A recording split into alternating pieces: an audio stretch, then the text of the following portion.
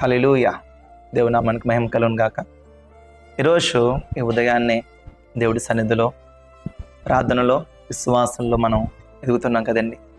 ఈరోజు మీ ప్రార్థనకి ఈ వాగ్దానం కూడా తోడైతే ఇంకా దేవుడు ఫలభరితం చేస్తాడు.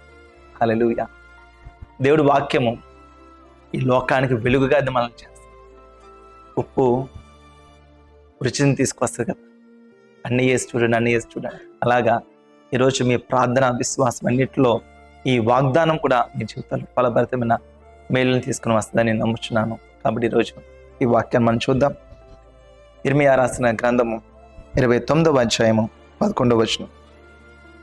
నేను మిమ్మల్ని గూర్చి ఉద్దేశించిన సంగతులు నేను ఎరుగుదును, రాబో కాలమందు మీకు నిరీక్షణ కలుగునట్లుగా అవి సమాధానకరమైన ఉద్దేశములే గాని హానికరమైనవి కావు. ఇదే యెహోవా వాక్కు. ఇక్కడ ప్రభు ఒక విషయాన్ని మనకి జ్ఞాపకం చేస్తాడు. నేను మిమ్మల్ని గురించి ఉద్దేశించిన సంగతులు సమాధానకరమైన సంగతులు. ఇప్పుడు ఒక బయట విషయాలు మాట్లాడతారు ఏంటంటే, గొడవ మనుషులతో గొడవలే ఉంటాయండి, అబద్ధకులతో అబద్ధాలే మాట్లాడుతున్నాయి. అయితే అపవిత్రమైన మాటలు బూతులు మాట్లాడే వ్యక్తి వాడితో బూతులు వస్తాయి. ఇక్కడ ప్రభు మాట్లాడుతున్నాడు. ఈరోజు ప్రభుతో మన జర్నీ, దేవుడితో మన ప్రయాణం చేస్తున్నప్పుడు, దేవుడితో మనం చేసే ప్రయాణంలో గలిబిలికరమైన లేకపోతే ఎవరికైనా అభ్యంతరకరమైన సంగతులు ఉంటాయండి? అస్సలు ఉండవు. హల్లెలూయా. మన దేవుడు సమాధానకర్త, శాంతికర్త అయిన కాబట్టి రాబో దినాలు అవి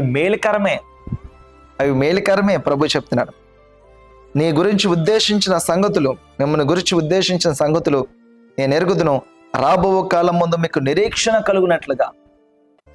రాబో కాలము నిరీక్షణ అంటే ఎస్, ఇంకా నేను ఉండాలి, ఇంకా నేను ఎదురు చూడాలి, ఇంకా నా ప్రభు కార్యం చేస్తాడు, ఇంకా ఈ విషయంలో కుటుంబ విషయంలో అన్నిట్లో అంటే నిరీక్షణ పెరుగుతుంది.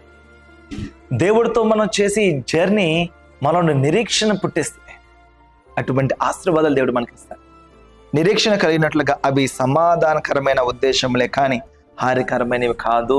సమాధానకరమైన ఉద్దేశం, పీస్ఫుల్ థింగ్స్, సమాధానకరమైన ఉద్దేశంలో. సో కాబట్టి ఈరోజు ఈ వాక్యం మనమందరం కూడా క్రీస్తుతో కూడా తన జర్నీ మనం చేస్తున్నాం, యేసు ప్రభుతో మన జర్నీ మనం చేస్తున్నాం. ప్రతి కోణంలో కూడా maybe that's looking like difficult, అది కొంచెం ఇబ్బందికరంగా కనబడొచ్చేమో, కానీ అది సమాధానకరమైన సంగతులే. అవి సమాధానాన్ని తీసుకొస్తే, అద్భుతాలు తీసుకొని వస్తాయి. ఈరోజు వాక్యం నా ప్రియ సహోదరుడా, సహోదరి, యెహోవా వాక్కును మనం పట్టుకుందాం.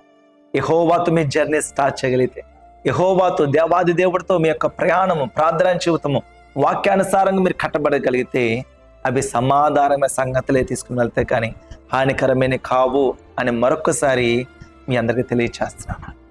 ఈరోజు నా జీవితం చూసుకుంటే ప్రభువుని పట్టుకొని దాదాపు 15 సంవత్సరాల పైన అవుతుంది. దేవుడితో జరిగిన ఈ జర్నీ అవి సమాధానకరంగా ఉన్నాయి, కానీ ఎక్కడ కూడా ఏది హానికరంగా లేదండి.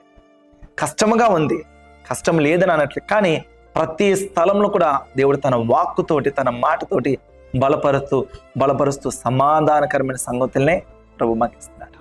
ఈరోజు ఆయనతో ప్రయాణం ప్రారంభించండి, ఆయనతో ప్రయాణం కొనసాగించండి. అవి సమాధానకరమైన సంగతులకి దారి తీసుకుని వెళ్తాయి. దేవుడు కొద్ది మాటలు దీవించడం కాక, అటువంటి సమాధానం దేవుడు మమ్మల్ని కూడా బలపరిచి నడిపించడం కాక. May God bless you all.